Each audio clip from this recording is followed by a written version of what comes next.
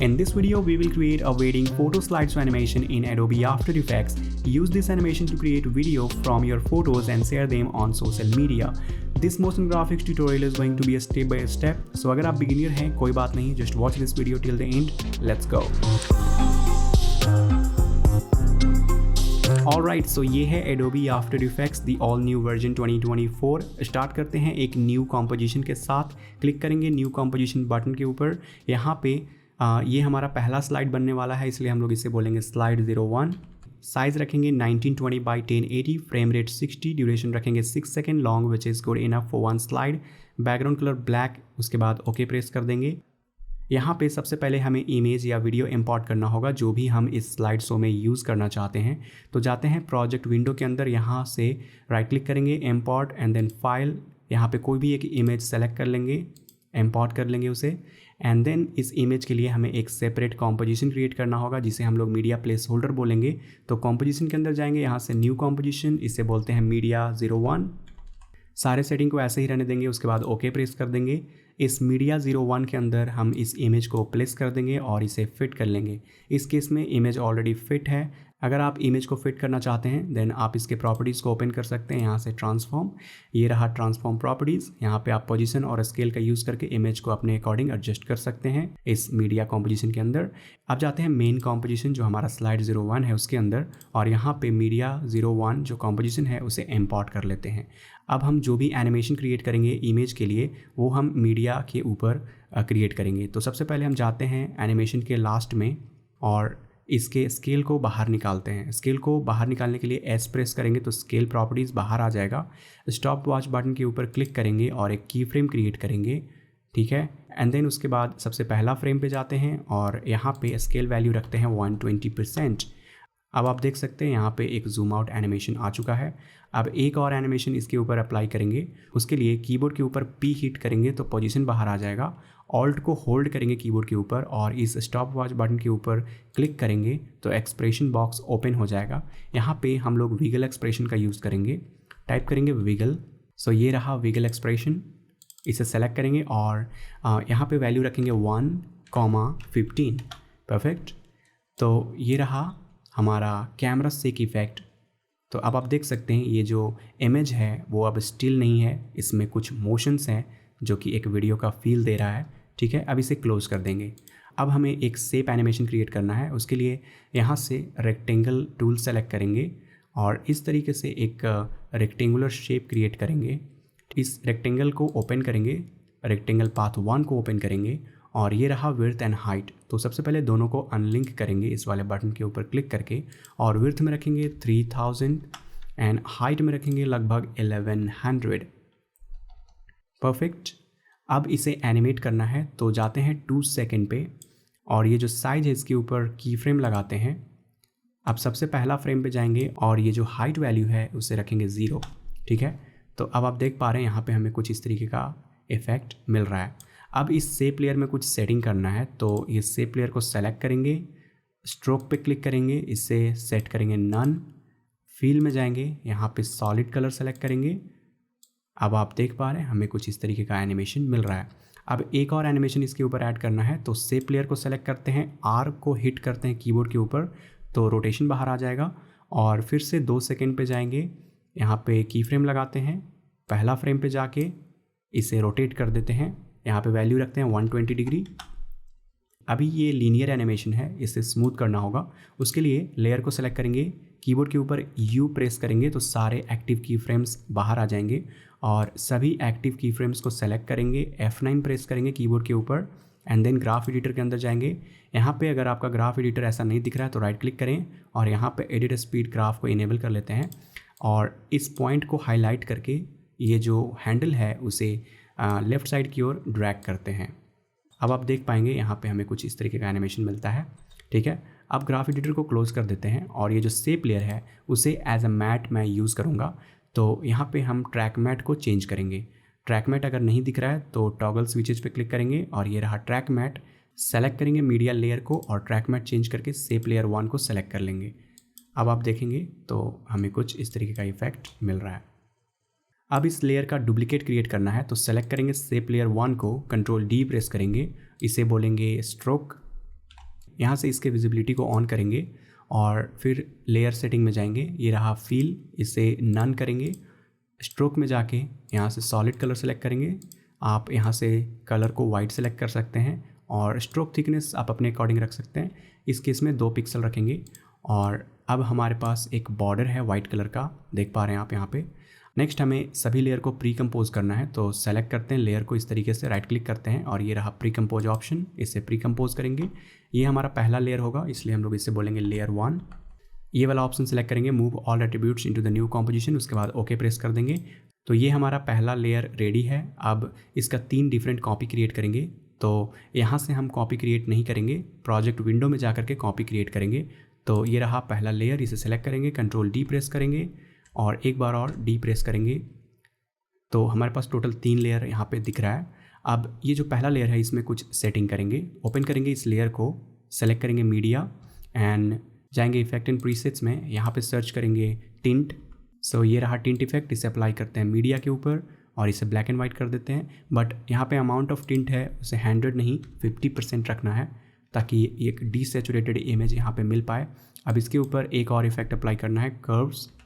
सो ये रहा curves effect, इसे भी अप्लाई करेंगे मीडिया के ऊपर और ब्लू चैनल सेलेक्ट करके ब्लू सैचुरेशन को थोड़ा सा कम करेंगे तो हमें एलोइस टिंट यहाँ पे देखने को मिलेगा। अब इसके ऊपर एक और इफेक्ट अप्लाई करना है, गॉसियन ब्लर। तो ये रहा गॉसियन ब्लर, इसे अप्लाई करते हैं मीडिया के ऊपर और इसका वैल्यू रखते हैं 20 और मे बी 15। ठीक है, तो ये हमें ब्लर आउटपुट मिल रहा है यहाँ पे। अब क्या करना है कि इस लेयर को क्लोज कर देना है और मेन जो स्लाइड है हमारा स्लाइड 01 वहाँ जाना है और जो सेकेंड लेयर है उसे इंपोर्ट कर लेना है इस तरीके से ड्रैग एंड ड्रॉप करके और इसके ऊपर टिंट इफेक्ट अप्लाई करना है वापस से। सो ये रहा टिंट, इसे अप्लाई करेंगे सेकेंड लेयर के ऊपर और इसे ब्लैक एंड वाइट कर देंगे। अब जो थर्ड लेयर हमने कॉपी किया है उसे भी ड्रैग एंड ड्रॉप कर लेते हैं और इसे इस तरीके से प्लेस कर देते हैं। इसमें हम कोई भी चेंजेस नहीं करेंगे। अब तीनों लेयर के बीच में एक टाइम गैप क्रिएट करेंगे। यहाँ पे हम लोग 10 फ्रेम का गैप रखेंगे। ये जो सेकेंड लेयर है उससे 10 फ्रेम के ऊपर रखेंगे और जो थर्ड लेयर है उसे 20 फ्रेम के ऊपर इस तरीके से प्लेस कर देंगे। तो अब आप देख पा रहे हैं यहाँ पे हमें कुछ इस तरीके का इफेक्ट मिल रहा है। परफेक्ट। अब हमें यहाँ पे एक टेक्स्ट क्रिएट करना है, तो टेक्स्ट लेयर को सेलेक्ट करेंगे। ये रहा कैरेक्टर, यहाँ जाएंगे और सबसे पहले यहाँ पे एक फॉन्ट स्टाइल सेलेक्ट करेंगे। इस केस में मैं यूज़ कर रहा हूँ कुरियर न्यू। स्टाइल रखेंगे बोल्ड, यहाँ पे साइज़ रखेंगे 80 पिक्सल। ऑफकोर्स आप कोई भी फॉन्ट स्टाइल यहाँ से सेलेक्ट कर सकते हैं अपने अकॉर्डिंग। टेक्स्ट कलर रखेंगे वाइट। ये जो लाइन स्पेसिंग है इसे रखेंगे 72। क्लिक करेंगे यहाँ पे और टाइप करेंगे जो भी हम टाइप करना चाहते हैं, जस्ट लाइक दिस। उसके बाद मूव टूल सेलेक्ट करके इस टेक्स्ट को जहाँ पे भी आप प्लेस करना चाहते हैं अपने अकॉर्डिंग इसे प्लेस कर सकते हैं। ठीक है, एंड देन इसे एनिमेट करेंगे। तो सबसे पहले जाते हैं 2.5 सेकेंड पे, ओपन करते हैं टेक्स्ट लेयर को, एनिमेट के ऊपर क्लिक करेंगे और सेलेक्ट करेंगे पोजीशन प्रॉपर्टी, ऐड बटन के ऊपर क्लिक करेंगे और एक और प्रॉपर्टी ऐड करेंगे ओपेसिटी। ठीक है, पोजीशन को रखेंगे 100 और ओपेसिटी को रखेंगे 0। रेंज सेलेक्टर को ओपन करेंगे और स्टार्ट को एनिमेट करेंगे। तो अभी जो वैल्यू है वो 0 है, इसे 100 रखते हैं। स्टॉप वॉच बटन पे क्लिक करके एक की फ्रेम ऐड कर लेते हैं। अब जाते हैं 1 सेकेंड पे, यहाँ पे जो स्टार्ट वैल्यू है उसे रखते हैं 0। अब दोनों की फ्रेम को सिलेक्ट करेंगे, F9 प्रेस करेंगे और कुछ इंटरेस्टिंग सा एक एनिमेशन क्रिएट करेंगे। तो जाते हैं ग्राफ एडिटर के अंदर, CTI को रखते हैं सेंटर में और इन दोनों पॉइंट्स को इस तरीके से एडजस्ट कर देंगे और ये जो पीक पॉइंट है वो सेंटर में होना चाहिए। अब आप देखेंगे तो हमें कुछ इस तरीके का एनिमेशन देखने को मिलता है। बट ये एनिमेशन हमें कैरेक्टर वाइज नहीं चाहिए, हमें लाइन वाइज चाहिए। तो ग्राफ एडिटर को क्लोज करेंगे, एडवांस में जाएंगे, ये रहा बेस्ड ऑन कैरेक्टर, इसे सेलेक्ट करेंगे लाइन या वर्ड जो भी आप चाहते हैं और फिर हमें कुछ इस तरीके का एनिमेशन मिलेगा। अब ये वाला एनिमेशन के साथ साथ एक और एनिमेशन ऐड करना है जो कि कैमरा शेक एनिमेशन होगा। सो टेक्स्ट लेयर को सेलेक्ट करेंगे, P प्रेस करेंगे पोजीशन को बाहर करने के लिए, ऑल्ट को होल्ड करके स्टॉप वॉच बटन के ऊपर क्लिक करेंगे। अगेन मैं विगल एक्सप्रेशन यूज़ करूँगा। सो टाइप करेंगे विगल, यहाँ पे वैल्यू रखेंगे 1,30। ठीक है, तो अब आप देखेंगे सो यहाँ पे एक नेचुरल सा मोशन क्रिएट हो रहा है। अब इसके ऊपर एक और इफेक्ट अप्लाई करना है, ड्रॉप शैडो। तो सर्च करते हैं drop shadow effect, effect and preset में जाते हैं, यहाँ पे सर्च करते हैं ड्रॉप शैडो, सो ये रहा ड्रॉप शैडो, इसे अप्लाई करते हैं सेकेंड वाले लेयर के ऊपर। यहाँ पे सेटिंग रखते हैं सॉफ्टनेस 200, डिस्टेंस 0 और ओपेसिटी रखते हैं 30%। ठीक है, अब आप देख सकते हैं बिफोर एंड आफ्टर माइनर सा चेंज आपको नज़र आएगा यहाँ पे। ठीक है, अब सेम ड्रॉप शैडो इफेक्ट को कॉपी करेंगे कंट्रोल C प्रेस करके, थर्ड लेयर के ऊपर भी पेस्ट कर देंगे एंड टेक्स्ट लेयर के ऊपर भी पेस्ट कर देंगे। ठीक है, आप चाहें तो फर्स्ट लेयर के ऊपर भी पेस्ट कर सकते हैं। ये ड्रॉप शैडो अप्लाई हो चुका है सभी लेयर्स के ऊपर। नेक्स्ट जाते हैं प्रोजेक्ट विंडो के अंदर और यहाँ पे सभी चीज़ों को अरेंज करते हैं। तो सभी लेयर को और कॉम्पोजिशन को सेलेक्ट कर लेंगे और इसे फोल्डर आइकन के ऊपर ड्रैग एंड ड्रॉप कर देंगे। बेसिकली सभी लेयर्स को एक नया फोल्डर के अंदर डालना है। इस फोल्डर को बोलेंगे slide 01। ठीक है, इस तरीके से। तो ये हमारा पहला स्लाइड रेडी हो चुका है। अब यहाँ पे मल्टीपल स्लाइड्स कैसे क्रिएट करेंगे सेम प्रोजेक्ट के अंदर, वो देखते हैं। तो बहुत ही सिंपल सा टेक्निक है। जब पहला स्लाइड शो रेडी हो जाए उसके बाद इसे सेव कर लेते हैं। फाइल में जाएंगे, सेव एज, कोई भी एक लोकेशन सेलेक्ट कर लेंगे और इसे बोलेंगे स्लाइड ट्यूटोरियल, सेव कर लेंगे। अब जो हमने फाइल सेव किया है उसे वापस से इंपोर्ट करना है। तो प्रोजेक्ट विंडो में जाएंगे, राइट क्लिक करेंगे, इंपोर्ट फाइल, और जो हमने फाइल सेव किया है उसे इंपोर्ट कर लेना है, स्लाइड ट्यूटोरियल को। ये रहा वो फाइल जिसे हमने सेव किया था। इसे ओपन करते हैं। इसके अंदर slide 01 एक फ़ोल्डर है जो हमारा मेन फोल्डर होगा। तो slide 01 ऑलरेडी अवेलेबल है हमारे पास। इसे रीनेम करते हैं और इसे बोलते हैं slide 02 और इसे ड्रैग करके बाहर निकाल लेते हैं और ये वाला जो फोल्डर है उसे डिलीट कर देते हैं। अब slide 02 को ओपन करते हैं और यहाँ पे मीडिया जो है उसे रीनेम करते हैं और बोलते हैं मीडिया 02, क्योंकि ये हमारा सेकेंड मीडिया होगा। और ये slide 01 कॉम्पोजिशन है, इसे बोलेंगे slide 02। ठीक है, अब मीडिया 02 है, इसे ओपन कर लेते हैं और इसके अंदर फ़ोटो को चेंज करते हैं। तो इंपोर्ट कर लेंगे कोई दूसरा फ़ोटो, यहाँ से कोई भी एक दूसरा फ़ोटो सेलेक्ट कर सकते हैं, जैसे ये वाला इंपोर्ट कर लेंगे और ये जो फ़ोटो है उसको मीडिया 02 के अंदर इंपोर्ट कर लेंगे और पहला वाला जो फ़ोटो उसे डिलीट कर देंगे। अब नेक्स्ट क्या करना है कि एक नया कॉम्पोजिशन क्रिएट करना है। तो कॉम्पोजिशन में जाएंगे, न्यू कॉम्पोजिशन, ये हमारा मेन कॉम्पोजिशन होगा, इसे बोलते हैं मेन। सभी सेटिंग को ऐसे ही रहने देंगे, बस ड्यूरेशन को चेंज करेंगे। तो इस केस में हमारे पास 2 स्लाइड है, तो 5 सेकंड के अकॉर्डिंग 2 स्लाइड का 10 सेकंड होता है, तो यहाँ पे 10 सेकंड रख देंगे। अगर आपके पास 5 और 10 स्लाइड्स हैं देन आप यहाँ पे 5 सेकंड के अकॉर्डिंग 50 सेकंड रख सकते हैं। ठीक है, एंड देन ओके प्रेस कर देंगे। ये जो हमारा पहला स्लाइड है उसे इंपोर्ट करेंगे। तो ये रहा slide 01, इसे इंपोर्ट करेंगे मेन कॉम्पोजिशन के अंदर। अब आप देख पा रहे हैं ये पहला स्लाइड, और ये slide 02 है, इसे इंपोर्ट करेंगे उसी मेन कॉम्पोजिशन के अंदर और इसे 2 सेकेंड ओवरलैप कर लेंगे। तो इस तरीके से 2 सेकेंड के ऊपर सेकेंड कॉम्पोजिशन को प्लेस कर देंगे और ये इस तरीके का इफेक्ट हमें देखने को मिलेगा। परफेक्ट। अब दोनों स्लाइड्स में टेक्स्ट तो सेम है, इसे एडिट करना पड़ेगा। तो ओपन करते हैं सेकेंड स्लाइड को एंड यहाँ पर टेक्स्ट को चेंज करते हैं जस्ट लाइक दिस। अब मूव टूल सेलेक्ट करेंगे, मेन कॉम्पोजिशन के अंदर जाएंगे और ये रहा पहला स्लाइड एंड देन ये रहा दूसरा स्लाइड। ठीक है, तो ये 2 स्लाइड्स का हमारे पास कॉम्पोजिशन रेडी है। आप चाहें तो मल्टीपल स्लाइड्स क्रिएट कर सकते हैं सेम टेक्निक का यूज़ करके। एंड फाइनली इसके ऊपर आप कुछ इफेक्ट अप्लाई कर सकते हैं। तो चलिए कुछ इफेक्ट को इंपोर्ट कर लेते हैं।